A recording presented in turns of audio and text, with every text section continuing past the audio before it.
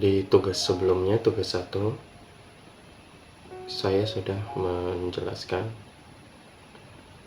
apa itu yang dimaksud dengan artificial intelligence dan pengertiannya secara singkatnya, pengembangannya, kemudian pendekatannya itu apa saja, mulai dari AI thinking humanly, AI acting humanly, AI acting rationally, dan AI thinking rationally. Nah, untuk di tugas kedua ini saya melakukan pendekatan yang berbeda dalam menjelaskan. Saya akan mencoba diri saya membaca langsung dari referensi buku yang diberikan oleh dosen Dr. Ade Chandra selaku dosen yang mengampu mata kuliah ini, kecerdasan buatan, bagaimana sejauh mana saya itu mampu memahami materi yang langsung disampaikan oleh referensi buku ini yang menggunakan bahasa Inggris langsung. Nah, di tugas kedua ini saya akan memberikan penjelasan pemahaman saya mengenai struktur agen dari AI itu sendiri. Nah, nanti di dalam materi struktur agen ini akan terdiri dari 5 bagian, yaitu simple reflex agent, model based reflex agent, goal based agent, utility based agent, dan learning agent atau agent ya, agent. Oke, dalam pelafalan penyebutannya simple reflex agent, model based reflex agent, goal based agent, utility agent, dan learning agent. Baik, saya akan mulai masuk kepada penjelasannya. Yang pertama itu adalah simple reflex agent. The simplest kind of agent is simple reflex agent. This agent select action on the basis of the current percept, ignoring the rest of the percept history. Jadi simple reflex agent ini adalah agent yang paling simple di dalam arsitektur dari agent AI, di mana simple reflex agent ini dia akan memilih aksi berdasarkan dari kondisi sekarang yang ada dan menghiraukan kondisi-kondisi sebelumnya. For example, the vacuum agent whose agent function is tabulated in figure, ini nanti kita akan lihat gambarnya, itu adalah contoh dari simple reflex agent. Sebagai contoh itu adalah vacuum agent, di sini maksudnya alat elektronik ya, vacuum cleaner yang memang berfungsi sesuai dengan kondisi yang ada pada saat itu. Dia akan melakukan eksekusinya menyedot debu pada saat alat diaktifkan di saat itu tanpa ada histori ya, pemakaian dari kondisi-kondisi sebelumnya yang dia terapkan, karena tidak ada fungsi yang berbeda. Because its decision is based only on the current location and on the whether that location contains dirt. Nah, ini seperti yang maksudnya tadi saya bilang, karena keputusannya itu hanya berdasarkan dari kondisi saat itu, lokasi saat itu, dan di mana lokasi itu terdapat kotoran dan debu gitu. Nah, di referensi buku ini buku referensi adalah Konversi Artificial Intelligence: A Modern Approach.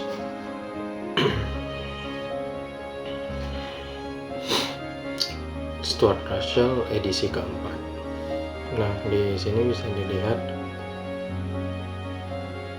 program dari Simple Reflex Agent, di mana fungsi dari Reflex Vacuum Agent. Start lokasi, status, return an action, kembali kepada melakukan aksinya. Jika kondisi if status equal dirty, then return sat. Else if location equals A, then return right. Else if location equal B, then return left. Jadi kalau status yang dideteksi oleh sensor saat itu berdebu, maka dia akan menghisap. Jika tidak, dia akan berpindah lokasi untuk berbelok ke kanan, lakukan sensornya kemudian mendeteksi lagi apakah ada debu atau tidak. Jika ada debu, dia akan menghisap. Jika tidak, maka dia akan melakukan berbelok lagi untuk ke arah B dan melakukan sensor lagi apakah berdebu atau enggak, kemudian menghisap. Begitu terus berulang.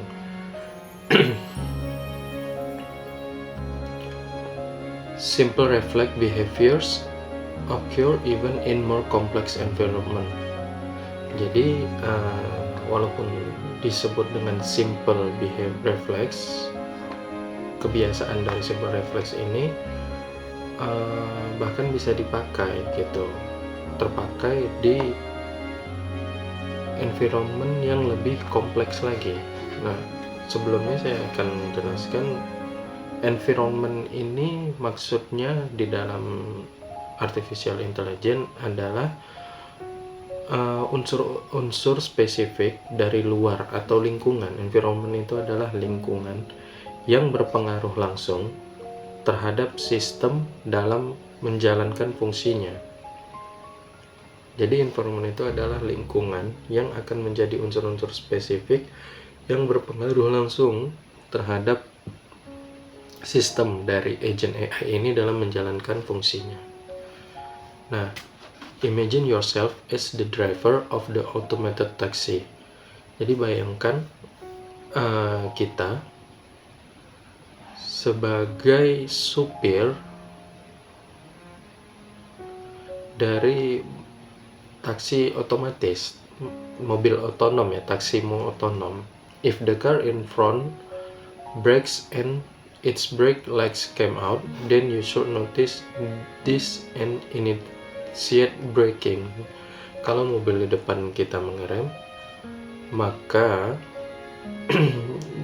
kalau mobil depan kita mengerem dan lampu remnya itu hidup, maka saat kita notice hal tersebut,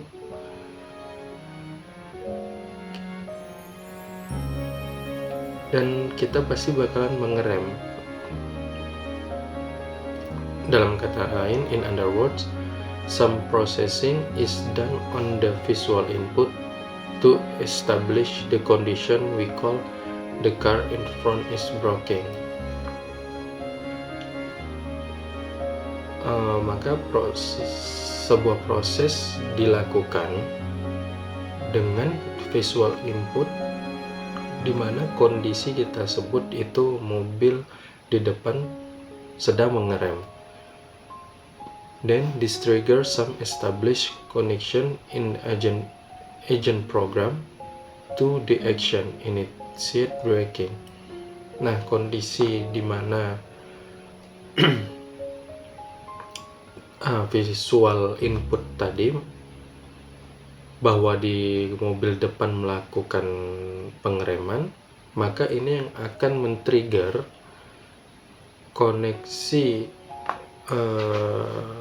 koneksi dalam sistem agent AI yang diprogram untuk melakukan aksi initiate braking, melakukan pengereman gitu. Nah, kondisi seperti contoh tadi itu we call such a connection a condition action rule. Nah, itu disebut sebagai keterkaitan tersebut kita sebut sebagai kondisi action rule gitu. Jadi karena ada kondisi tersebut, maka rule yang telah ditetapkan akan dilakukan. Nah, oke, di sini ada skemanya ya, bagaimana simple agent AI itu melakukan prosesnya. Ini tadi environment yang saya bilang, ada lingkungan yang mempengaruhi lingkungan. Environment tadi adalah unsur-unsur luar atau lingkungan yang berpengaruh langsung terhadap sistem dalam menjalankan fungsinya. Nah, environment-nya ini akan dideteksi oleh sensor.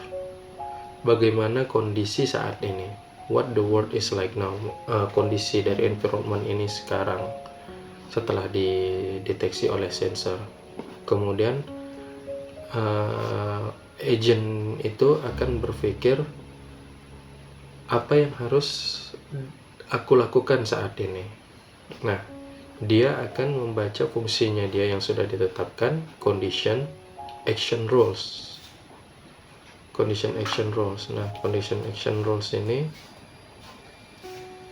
kondisi yang terpenuhi dari inputan sensor melalui dari kondisi environment yang dideteksi melalui sensor. Kondisinya apa yang terpenuhi, maka akan menjalankan aksinya, di mana aksinya itu nanti akan dieksekusi oleh aktuator. Aktuator kalau berdasarkan contoh itu tadi adalah pengeremannya. Nah, aktuator di sini adalah eksekusi dari agent AI itu apa gitu. Sistem tersebut dapat melakukan tindakan langsung apa yang akan berpengaruh kepada environment-nya sendiri nanti. Baik, itu yang pertama untuk simple reflex agent AI. Oke, baik, selanjutnya saya akan masuk ke penjelasan model based reflex agent. Jadi di model based reflex agent, the most effective way to handle partial observability is for the agent to keep track of the part of the world it can see now. Jadi cara yang paling efektif untuk agent menghandle observasi parsial, observasi yang lebih menyeluruh, itu dengan cara agent untuk terus mengamati bagian dari environment yang nggak bisa terlihat saat itu, yang belum terlihat saat itu. That is, the agent should maintain some sort of internal state. Jadi agent itu akan harus menjaga kondisi internal state. Kondisi seperti internal state itu kondisi yang telah ditetapkan, kondisi standby, that depends on perception history, yang itu tadi bergantung kepada riwayat persepsinya gitu. And there be reflect at some of unobserved aspect of current state. Jadi dia harus punya kondisi yang sudah ditetapkan dan menjaga dalam kondisi tersebut, kemudian juga melihat aspek baru yang belum terobservasi pada kondisi yang sedang berlangsung gitu. For the breaking problem, the internal state is not too extensive. Kalau untuk tadi pengereman, masalah pengereman, internal state kondisinya itu tidak terlalu ekstensif. Cut.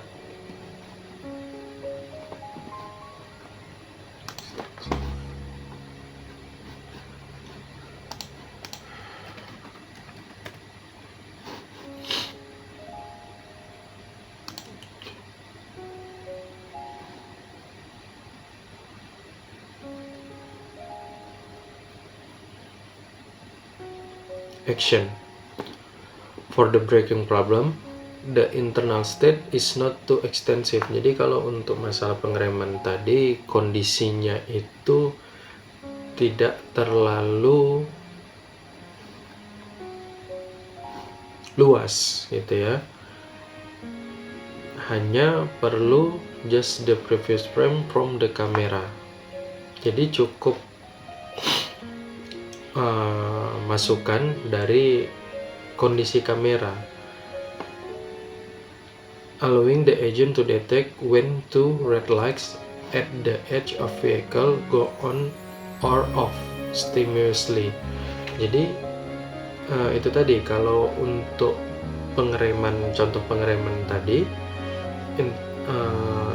internal state-nya itu tidak terlalu luas, dia cukup inputan dari kamera yang memungkinkan agent untuk mendeteksi dua lampu merah di sisi kendaraan, hidup mati secara terus-menerus gitu. Nah, sedangkan untuk model base reflex agent ini, for other driving tasks such as changing change lines, the agent needs to keep track of where the other cars are if it can see them at all once.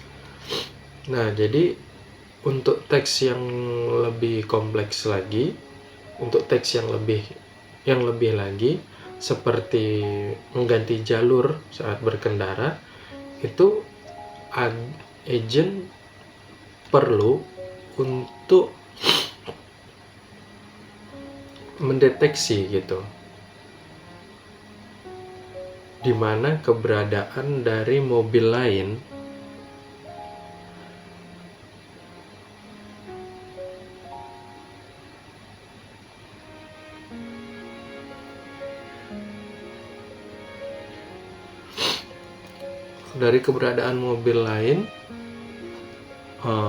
maaf sebentar ya. For other driving tasks such as changing lanes, the agent needs to keep track of where the other cars are if it can see them at all. Di mana keberadaan mobil-mobil lain jika agent ini tidak bisa melihat mereka semua bersamaan gitu. Tidak bisa melihat mereka semua bersamaan gitu. And for any driving to be possible at all, the agent needs to keep track or where is QR. Jadi secara pengertian harfiahnya, untuk semua kemungkinan dalam mengemudi, agent perlu untuk terus mendeteksi di mana QR, maksudnya di sini kondisi-kondisi kunci itu berada gitu, kondisi-kondisi informasi yang ada harus terpenuhi gitu, menurut pemahaman saya. Baik.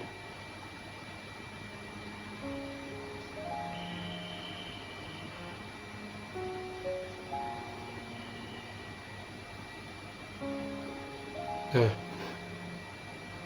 di gambar berikut ini nanti give the structure of model-based reflex agent with internal state, showing how the current percept is combined with the old internal state to generate the update description of the current state based on the agent model of how the world works.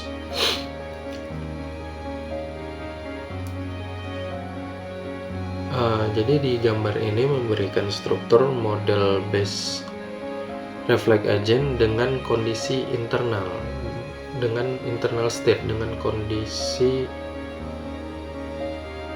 internal state. Cut.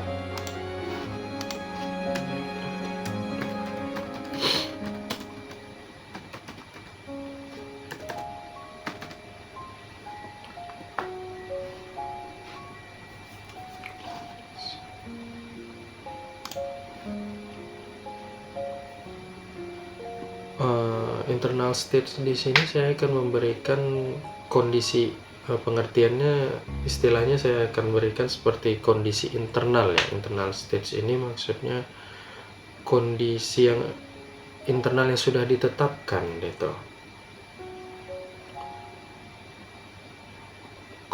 Combine with the old internal state, dengan kondisi internal yang lama untuk mengenerasi keadaan, untuk mengupdate keadaan dari kondisi yang ada sekarang gitu, berdasarkan dengan model agen bagaimana dunia bekerja, environment saat ini, kondisi environment saat ini. Nah baik, bisa dilihat di sini di dalam model base reflect agent ini tadi, dia skemanya contohnya itu environment yang kemudian dideteksi oleh sensor. Nah, saat sensor mendeteksi bagaimana kondisi dunia saat ini, tapi yang membedakan adalah di sini dia sudah memiliki internal state tadi, kondisi internal yang sudah ditetapkan sebelumnya. Bagaimana kondisi dari agent AI itu saat ini gitu, inputan dari environment sebelumnya gitu, dia sudah sedang melakukan kondisi apa. Nah, bagaimana kondisi how the world evolve, bagaimana kondisi dunia berubah, maksudnya environment ini kondisinya yang sedang berlangsung sekarang apa yang berubah dari initial state tadi. Nah kemudian what my action do, apa aksi yang akan dilakukan oleh agent AI tadi. Kemudian berdasarkan dari kondisi tersebut dia akan memproses aksi baru apa yang harus dia lakukan sekarang. Nah, tentu dia akan melakukan aksi apa yang akan dia lakukan sekarang berdasarkan dari condition action rule yang sudah ditetapkan terhadap environment baru tadi gitu, lingkungan dunia yang sudah berubah. Kemudian nanti tentunya akan dieksekusi lagi kepada aktuator. Dalam konteks ini kita berbicara bagaimana mobil itu berpindah jalur, berarti bagaimana aktuator di sini pasti setir yang akan menggerakkan ban untuk berpindah jalur. Baik, sekian penjelasan singkat saya. Mohon maaf di bagian model base reflect agent ini agak sedikit terbata-bata karena sambil saya memahami saya melakukan penjelasannya. Baik, selanjutnya saya akan masuk ke dalam penjelasan goal based agent. Baik, selanjutnya kita akan masuk ke dalam goal based agent.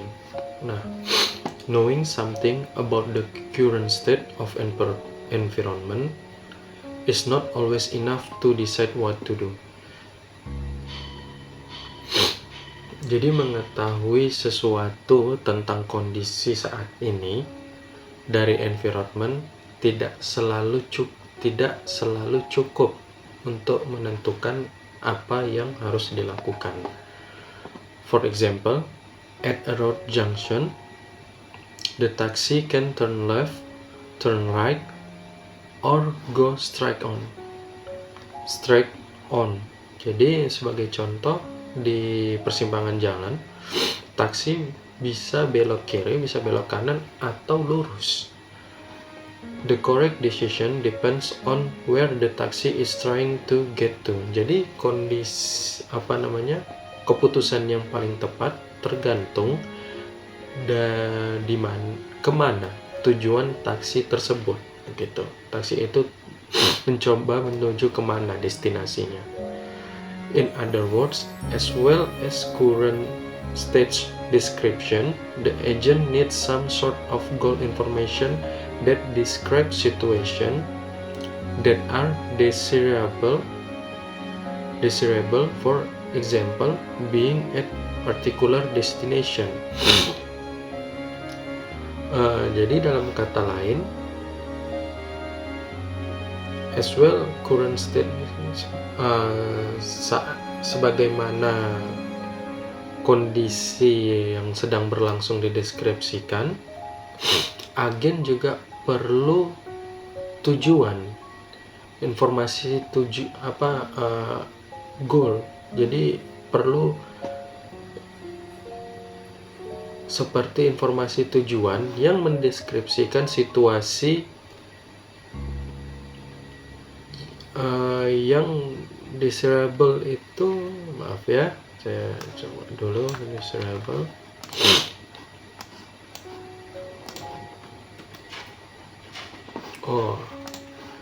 Situasi yang diinginkan, gitu, mendeskripsikan situasi yang diinginkan. Sebagai contoh itu tadi destination, berada di destinasi yang diinginkan, gitu. The agent program can combine with the model the same information as was used in the model-based reflex agent to choose action that achieve goal.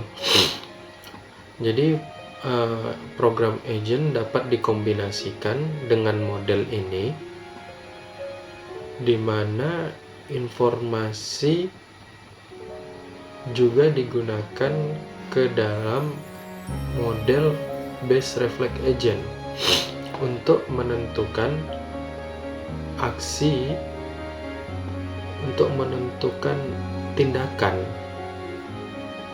yang dapat mencapai tujuan. Nah, kita coba lihat saja ke contoh gambarnya ya, mungkin bisa lebih mudah dipahami. Baik.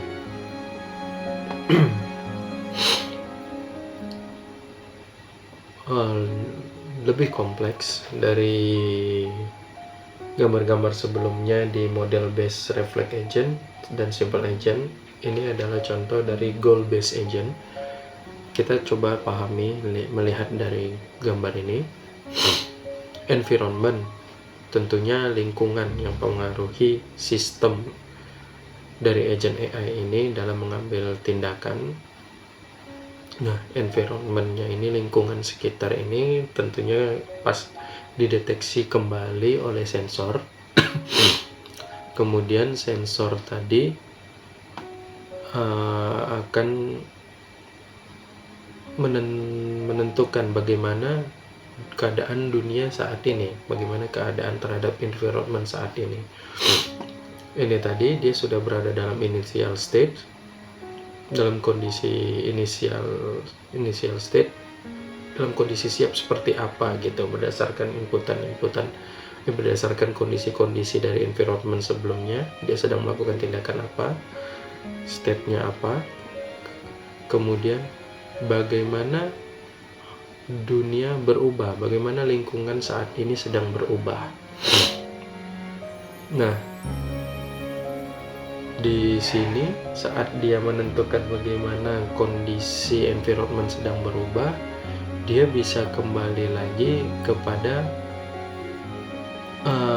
bagaimana kondisi dunia saat ini, atau dia bisa juga melihat masuk kepada pemrosesan what will be like if I do action A. Baik, jadi seperti apa yang akan terjadi kalau dia melakukan aksi A gitu. Maksudnya aksi A di sini kita akan definisikan saat misalnya dia sudah berpindah jalur, belok kanan, belok kiri, ataupun lurus. Apa yang akan terjadi terhadap lingkungan berikutnya saat dia sudah melakukan aksi tersebut. Begitu juga kepada poin ini, what my action do, saat dia sudah melakukan aksi dari fungsi agentnya, dia bisa kepada bagaimana kondisi saat ini, atau juga bisa akan seperti apa kalau dia sudah melakukan aksi tersebut. Nah, setelah itu akan masuk kepada kondisi baru lagi, di mana tindakan apa yang harus saya lakukan sekarang gitu. Karena kita di sini konteksnya berbicara dalam menuju destinasi, tentunya di saat dia melihat goals ini tercapai, kondisi di mana goals ini tercapai saat dia sudah belok, kemudian apa yang terjadi saat saya belok sini. Nah, ternyata belum sampai, dia masih melakukan perjalanan terus, kemudian dia belok lagi, dan saat dia melakukan aksi yang terakhirnya itu ternyata dia sudah sampai terhadap tujuannya, terhadap goals yang dia mau. Maka di sini aktuator pastinya akan melakukan tugasnya, melakukan aksinya terhadap lingkungan. Dan di sini pastinya kendaraan mobil kita bisa bayangkan untuk menepi dan melakukan pengereman, berhenti saat tujuannya sampai gitu. Nah, jadi ini kombinasi dari semua yang sudah kita bahas sebelumnya tadi, simple reflex, kemudian model base, dan goal base, sehingga ketiganya saat dikombinasikan akan seperti ini. Simple base itu tadi dia akan melihat environment-nya, kemudian akan melakukan tindakan. Melalui model base dia berada dalam state seperti apa, initial state-nya seperti apa. Nah, goal base ini dia akan melihat kondisi saat ini seperti apa, kemudian apa yang akan terjadi kalau dia lakukan aksi tersebut. Nah, di saat dia melakukan aksi tersebut, apa yang akan dia lakukan selanjutnya? Apabila tujuannya sudah tercapai, maka dia akan melakukan fungsi dari aktuatornya. Nah, baik, begitu pemahaman saya terhadap goal based agent, di mana dia memiliki tujuan akhir, fungsinya itu sepertinya selesai gitu, lengkap untuk sampai. Karena contohnya di sini kita berbicara terhadap mobil otonom self driving mode, berarti penggambaran skemanya seperti itu ya.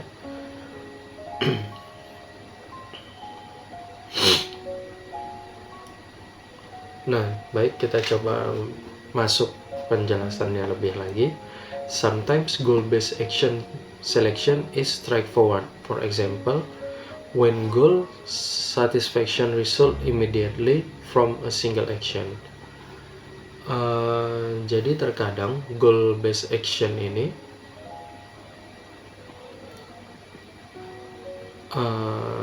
straightforward ya, cukup langsung gitu. Cukup langsung dia, maksudnya contohnya itu ketika tujuan terpenuhi, puas dengan tujuan, bisa langsung didapatkan dari satu aksi saja gitu. Sometimes it will be more tricky, for example. Tapi kadang juga bisa lebih tricky gitu, lebih susah. Sebagai contoh, when the agent has to consider long sequence of twists and turns in order to find a way to achieve their goal. Jadi lebih susahnya itu ketika agen harus memikirkan konsekuensi gitu, konsekuensi panjang, dan twist and turn di sini maksudnya konsekuensi panjang, kemudian mencoba sana coba sini untuk menemukan jalan dalam mencapai tujuannya. Untuk goal based agent cukup sampai di sini. Pemahaman untuk menjadi tugas video ini saya rasa cukup sampai di sini terhadap goal based agent. Berikutnya saya akan masuk kepada penjelasan utility based agent.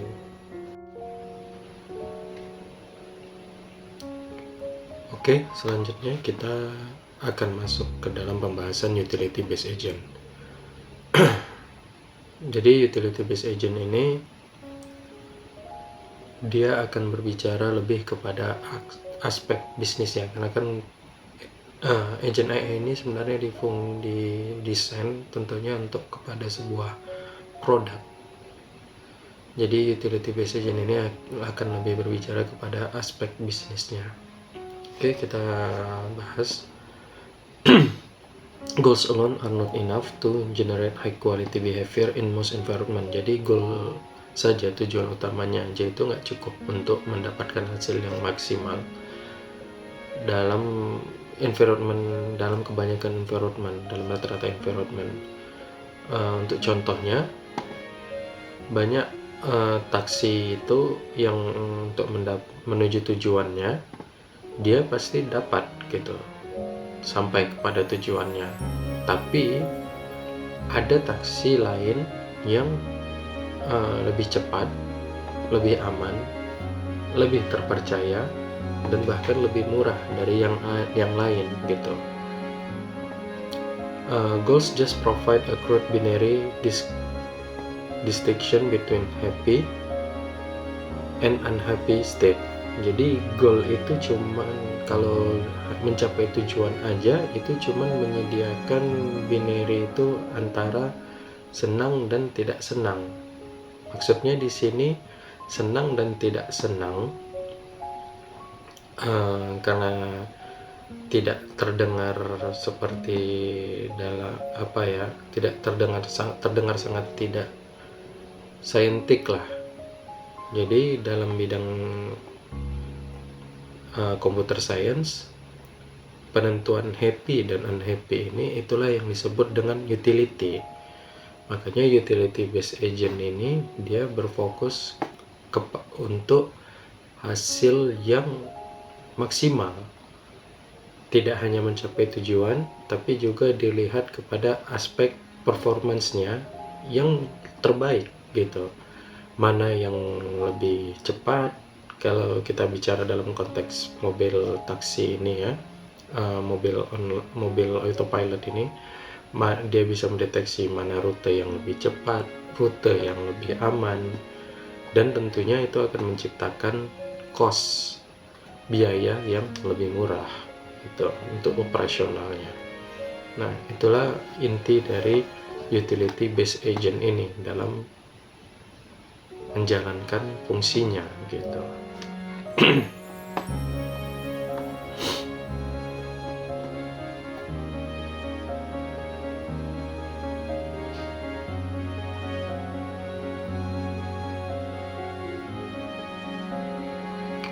Jadi we have already seen that performance measure assign a score to any given sequence or environment state. Kita udah melihat nih kayak mana performa diukur untuk performa yang diukur untuk situasi-situasi dari environment yang ada gitu. Jadi kita bisa menentukan, so it can easily distinguish between more and less desirable ways of getting taxi destination. Jadi kita udah bisa nih menentukan antara mana yang lebih rute yang lebih diinginkan untuk mencapai destinasi gitu. An agent utility function is essentially an internalization of the performance measure. Nah, jadi fungsi dari utility agent ini ya pada dasarnya diperuntukkan untuk dapat mengukur performa tersebut gitu. Provide that the internal utility function and the external performance measure are in agreement. Jadi membuktikan bahwa fungsi utility secara internal dan pengukuran performa measure dari luar environment itu sesuai gitu, bahwasanya ini memang benar terbaik gitu.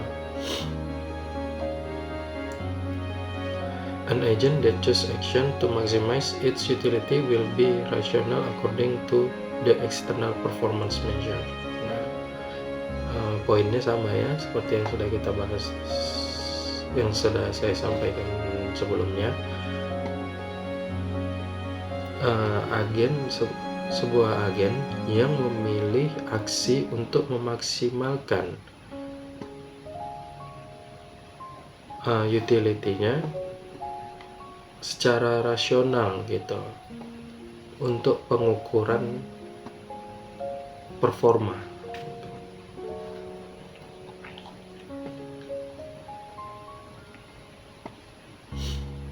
Baik,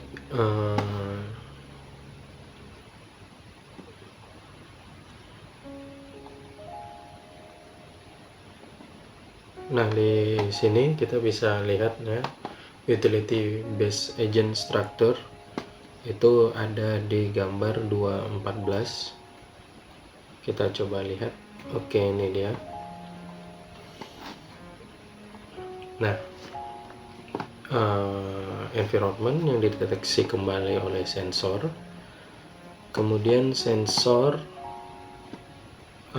akan memproses, melihat bagaimana kondisi environment saat ini. Kemudian ini tadi sama seperti pembahasan kita sebelumnya saat akan mengachieve goal pada sebuah agent AI ya, sama dengan goal based agent AI tadi sampai sini. Nah, tapi utility dia akan mengambil peran prosesnya itu pada posisinya di sini. Dia akan menentukan statement baru, how happy I will be in such a state. Seberapa senang dia dalam kondisi ini. Kita kategorikan senang ini maksudnya utility tadi ya, karena dia bahasanya tidak dalam bahasa computer science, jadi happy itu kita umpamakan kepada utility gitu. Nah, utility itu sendiri didefinisikan seperti happy and unhappy, senang dan tidak senang, baik atau tidak gitu, milih rute ini baik atau tidak gitu, efisien atau tidak. Nah, dari itu nanti performance measure-nya, performance measure, jadi performance-nya dapat diukur nanti dari pengambilan data di sini, apakah ini benar sudah yang terbaik rutenya, kecepatan yang ditempuh, waktu yang ditempuh. Kalau kita berbicara dalam konteks ini tadi ya, mobil yang bisa self driving gitu. Nah, disinilah dia berperan utility itu. Kemudian nanti bisa dieksekusi tindakan apa yang akan dilakukan oleh AI, yang akan dia perbuat kepada aktuatornya gitu. apakah dia akan berbelok, mengerem, berpindah jalur, dan lainnya seperti contoh-contoh kita sebelumnya tadi ya. Mungkin kalau versi lebih lengkapnya dari pemahaman saya sebelumnya yang kita bahas ini, ya di sini dia fungsi dari goals itu tadi, sehingga lengkap dia berhenti apabila sudah mencapai destinasi.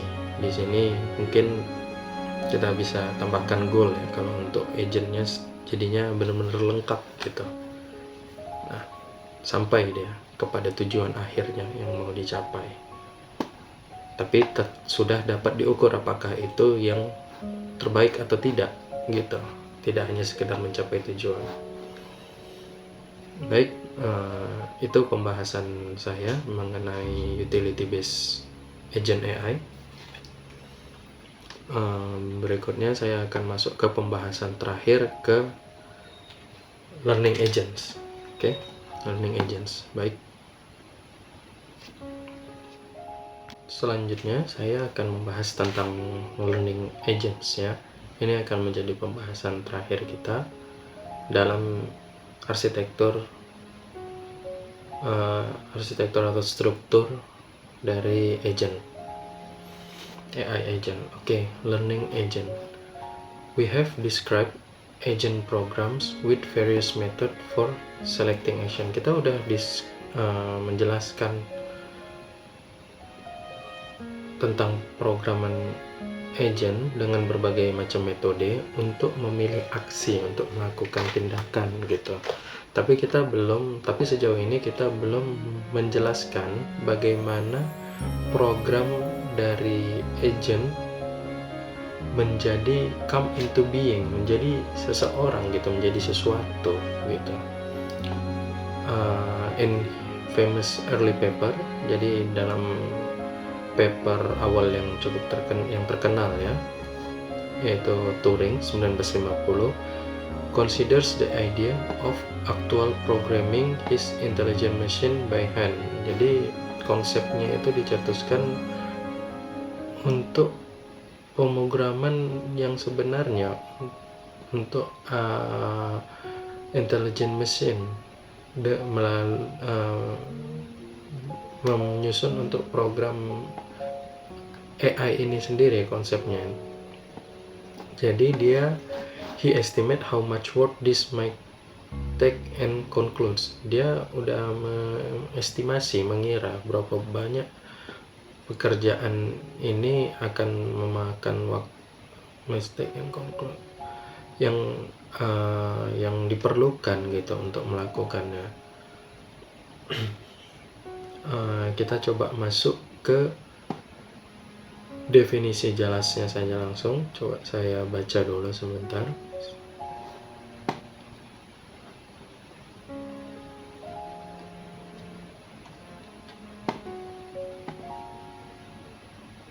Okay, learning has another advantage. As we noted earlier, it allows the agent to operate in initially unknown environment and to become more competent than its initial knowledge alone might allow. Jadi belajar ini, agent learning ini punya kelebihan yang sebelumnya sudah ditekankan, kalau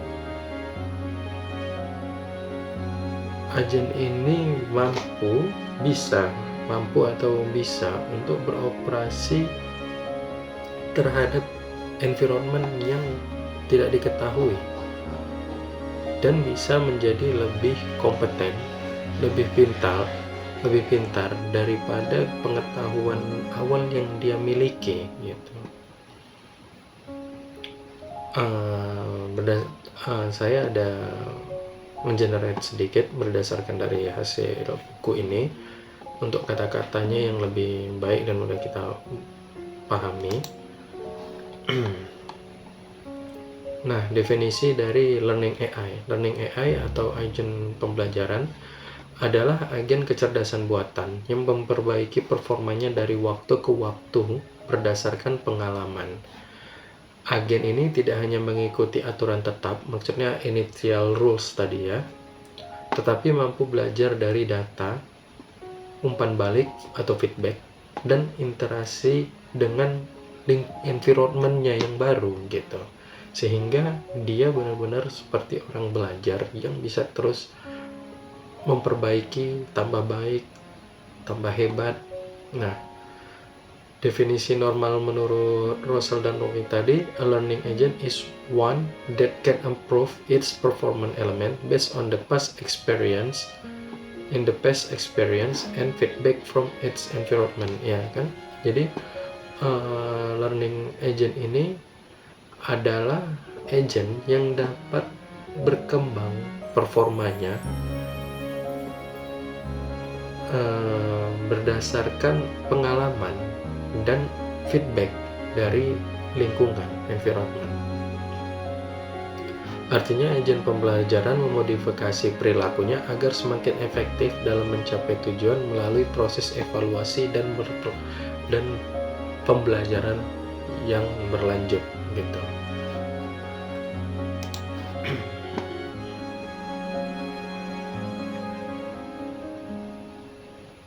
Nah, jadi learning AI can be divided into 4 conceptual component. Jadi learning AI dapat dibagi ke dalam 4 konsep komponen yang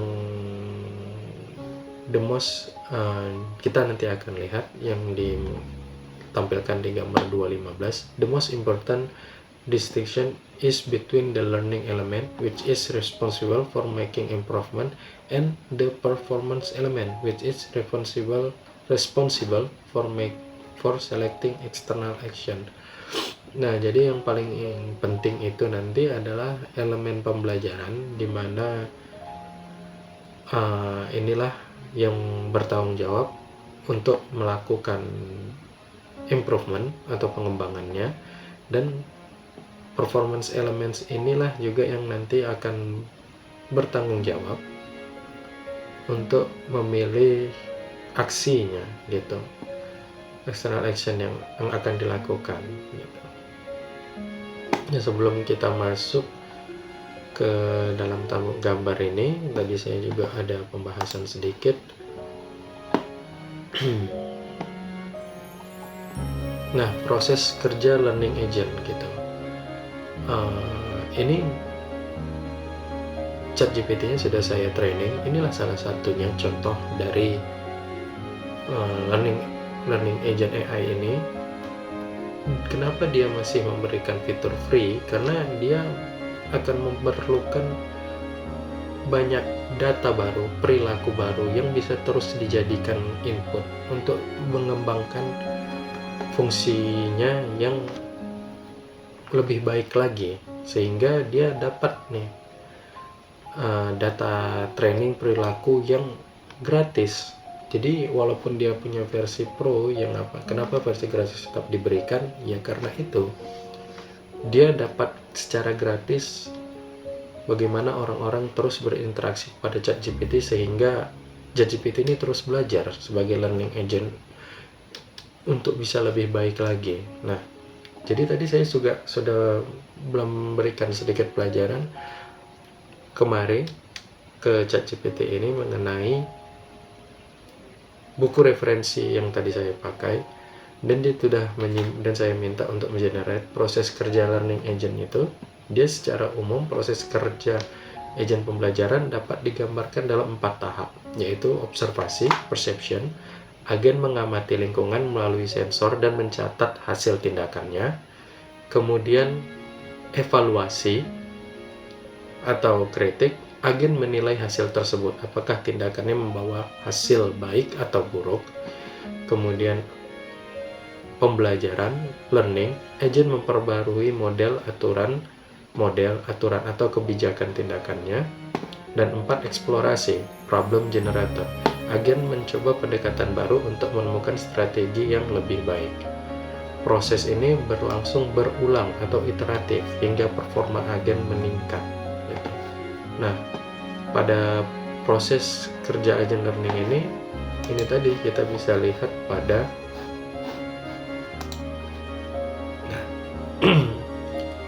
pada skema ini ya, performance standar tadi.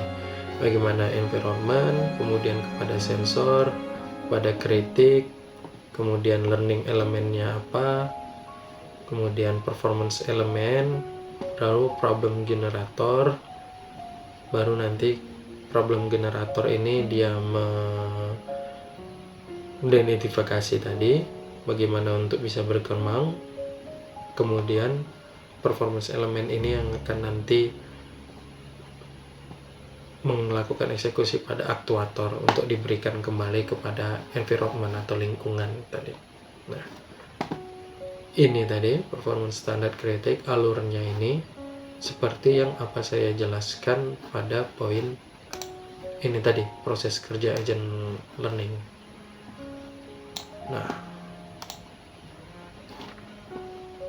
jadi dalam video ini sedikit pandangan saya terhadap penggunaan ChatGPT. Konteks dalam sini maksudnya konteksnya ya agent AI, konteksnya adalah ChatGPT. Kita tidak perlu takut atau punya pandangan rendah terhadap orang yang memakai ChatGPT. Tapi bagaimana orang menggunakan ChatGPT itu untuk dapat membantu dia. Tidak masalah memakai ChatGPT selama pemahaman itu dilakukan gitu, tidak hanya benar-benar ketergantungan gitu. Itu sedikit pandangan pribadi saya, ya agree to disagree, itu balik lagi kepada orangnya masing-masing.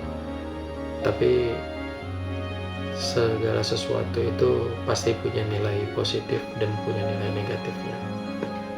Baik, itu saja untuk tugas 2 kali ini. Mohon maaf apabila terdapat banyak kekurangan dalam proses penjelasan tugas ini. Semoga kedepannya saya bisa menjelaskan lebih baik lagi. Terima kasih. Assalamualaikum warahmatullahi wabarakatuh.